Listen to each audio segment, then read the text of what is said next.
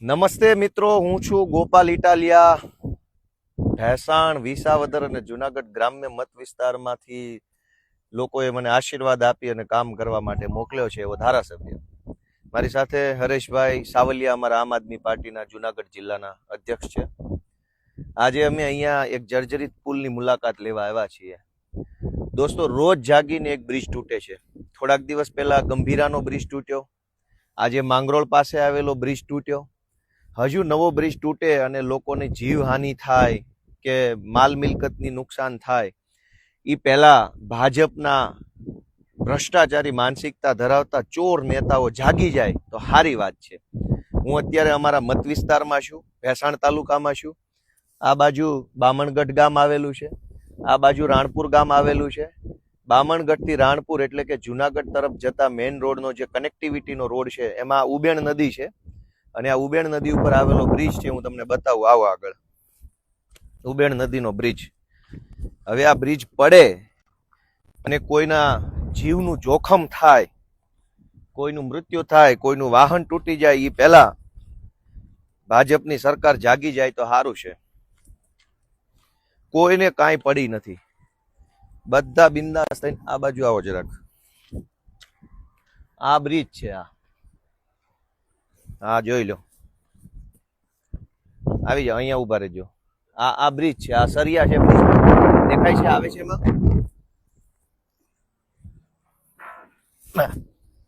ક્યાં છો? આ બ્રિજ છે, આ બ્રિજ ના હરિયા છે. હવે આ બ્રિજ તૂટી પડશે, બસ બહુ હેઠે જતા ને માથે પડશે, આનું નક્કી નહીં. ભાજપના આ બ્રિજ છે, આ જોઈ લો. આ બધા હરિયા નીકળી ગયા છે, આ હરિયો નીકળી ગયો છે. નજીક આવો જરાક, હરિયા બતાવો. બધું તૂટી ફૂટીને બધું નકામું થઈ ગયું છે. હવે આ બ્રિજ કોકની માથા પર પડે અને કઈક મકાન, બધું ભયંકર તૂટફૂટ થઈ ગયેલી છે. હા, કોઈને પડી નથી. ભાજપના નેતાઓને તો ભ્રષ્ટાચાર કરવામાં, પૈસા ખાવા સિવાય આ બધી જ જગ્યાએથી બ્રિજ આખો હળી ગયેલો છે. તમામ જગ્યાએ હળી ગયો છે. અહીંથી દેખાય છે બધું જ, છેક થી છેક સુધી. કેમેરામાં કેટલો તૂટલો દેખાય છે અલગ વિષય, બાકી નરી આંખે જોવો તો કોઈ પણ સમયે આ બ્રિજ ગમે ત્યારે તૂટે એવી પરિસ્થિતિ ગણી શકાય આપણે. પછી તો સરકારી એન્જિનિયરો સ્ટ્રક્ચરલ સ્ટેબિલિટીનો રિપોર્ટ કરે અને ચેક કરે કે આ શું છે. આ જુઓ, આ હરિયા નીકળી ગયા છે કાયદેસર, છતાંય તે કોઈના પેટનું પાણી નથી હલતું. પછી જ્યારે બ્રિજ તૂટી જશે, ખરેખર 10-15 લોકો નીચે પડશે, દાખલા તરીકે એકાદી બે ગાડીઓ ફોર વ્હીલર પડશે, પછી કે છે કે આ 10 ગાળા પૈકી એક ગાળો તૂટ્યો છે. પછી આવી બધી મોટી મોટી કેટલા 1 2 3 4 5 6 7 8 9 10 ગાળા છે. 10 પૈકી એક ગાળો તૂટ્યો છે.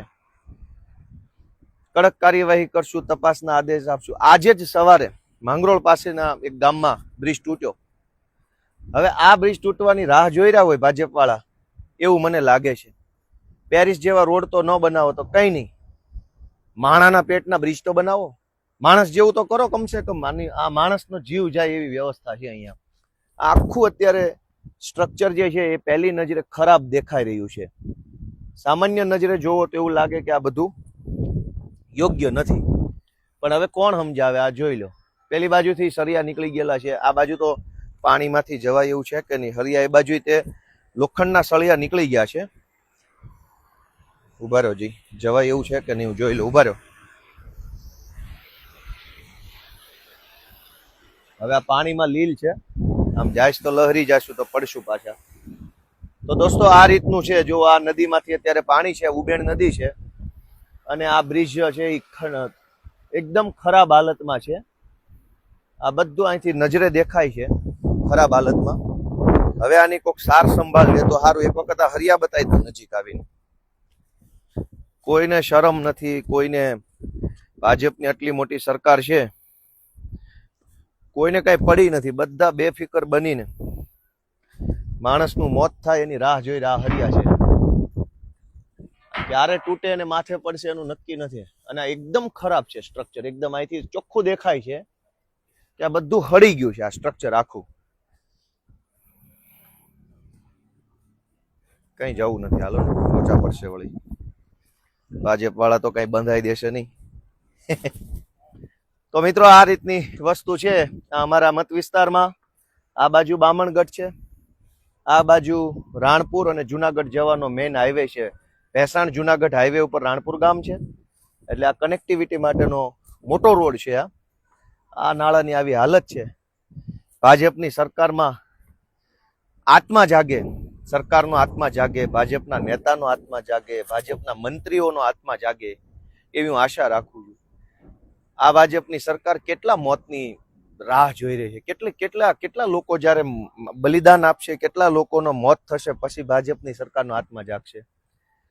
ક્યારેક તો વહેલા જાગો, ક્યારેક તો સમયસર જાગો, ક્યારેક તો આંખ ખોલો. દર વખતે માણસ મરે, પરિવારનો માળો વિખાઈ જાય, લોકો હતપ્રભ થઈ જાય, લોકો આઘાતમાં સરી જાય, હોહા થઈ જાય, પછી જ જાગવાનું. કોઈ તો એવો સમય હશે ભાજપ માટે કે જેમાં તમે વહેલા જાગશો, અગાઉ જાગશો, સારું કરશો અને લોકોનો જીવ બચાવશો. એવું નહીં થાય.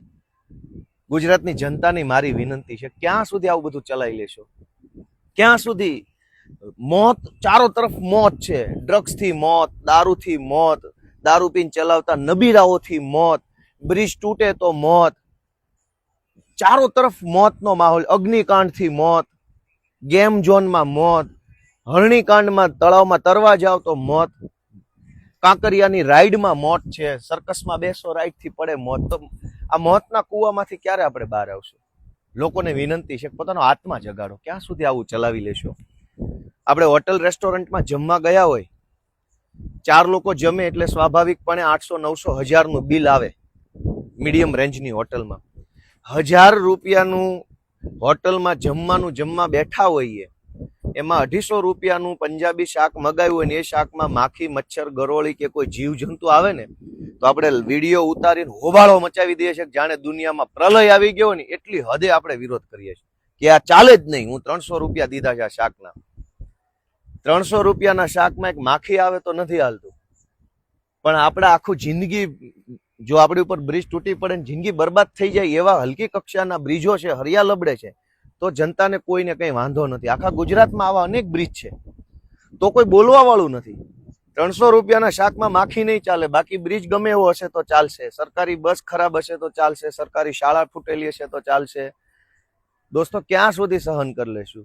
શું કામ સહન કરવું છે?